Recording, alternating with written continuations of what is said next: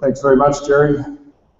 It is truly an honor to have an opportunity to be here today, to be a part of this, historic moment, and to have an opportunity to share a few words and partake in a very small way. I want to start by thanking the drummers and the singers from Tla'amin for their moving welcome and for bringing us in to this moment.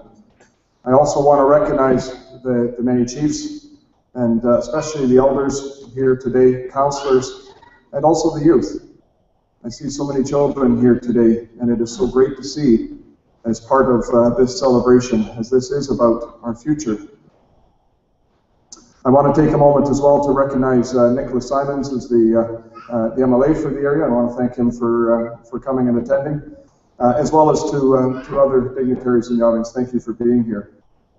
This is a very special day, and I know that you've all been waiting a long time for this. On behalf of the Premier and my cabinet colleagues and the ministry staff, I want to congratulate you and I want to thank you for the welcome. Reaching this milestone it's a big day. It is a very big day, and I'm so glad that the chief said, take a moment, shake each other's hand, look around, breathe in what today is. This is a very, very important day. And I can tell you that agreements with First Nations are the key for us in building a better future for all of us. Working in partnership with First Nations helps to stimulate investment, creates jobs, it provides economic benefits and opportunities. And I know for the Tla'amin people, this treaty brings an increased certainty on the land and direct economic benefits, as well as, of course, the certainty that will help to drive the economic future that I know that you are wanting to pursue. I also know how strongly that the Tla'amin members feel about the land portion of this agreement and how carefully and deliberate the land parcels were decided upon.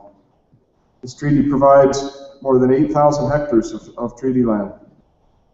And for the Tla'amin Nation, and I know for Canada and for British Columbia, this is truly a win-win.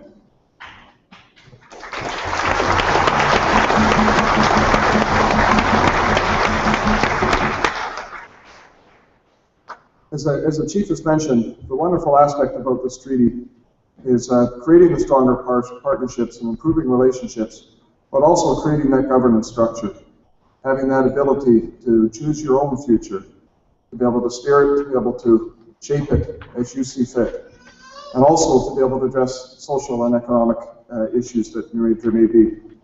The treaty also includes the modern governance tools, the details for Tla'amin's rights, benefits of self-government and the powers that come with self-governance, the jurisdiction for the Tla'amin to create laws, and a means to manage the land and resources. And this agreement also provides the day-to-day lawmaking authorities for things like health services, education, childcare, and social services, as well, of course, as for land and resources for the economic opportunities and business capacity. And these help provide a solid financial foundation foundation and support for Tla'amin in building a self-reliant and economically viable future. 1 year ago, BC passed the legislation that enabled the Tla'amin Final Agreement. This is now the 4th agreement that we have and that has gone through to the legislature. Those four final agreements include 8 First Nations, the Tsawwassen, the 5 Malnuth First Nations, the Yale First Nation, and of course now the Tla'amin Nation. And this is in addition to Nishka, who also signed a treaty, which was actually the first modern treaty, but not within the treaty process. So it's worth noting that this is now, for Tla'amin, is actually now the 9th nation to have a treaty introduced in the legislature. And I know that, and congratulate Chief Clint Williams for the work and for how the diligent work he had on behalf of his people towards this. And I also want to congratulate the negotiating team. Roy Francis, Denise Smith, Grace Adams. It took a lot of devotion, it took a lot of skill, and a lot of patience over that more than 14-year process.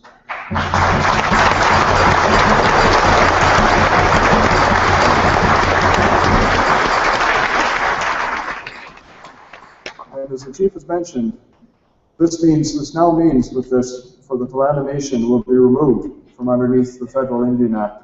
And I know what a momentous occasion that is when I have visited with other treaty nations and what it has meant for them. And I know what it will mean for you and for your future. This treaty converts the uncertainty around Aboriginal rights and title into defined treaty rights. But for us, in our future, this is about how we can work together. This is about our relationships. It's also about part of building a successful future. And quite frankly, it is a remarkable period in our shared history. And I hope that we take the opportunity to be able to seize on the momentum that this will bring. And I hope that for all people, we will be able to realize our hopes and allow people to dare to dream about what a future can look like and where it can take them. As I mentioned, it's an honor to be here today, and I was a story that was shared with me some time ago as we were leading up to this event, and that was about the time when the agreement was initialed. And just before the initialing, there was a large group of eagles that flew overhead, and one of the Tla'amin members looked up and said, "It's our ancestors wishing us well."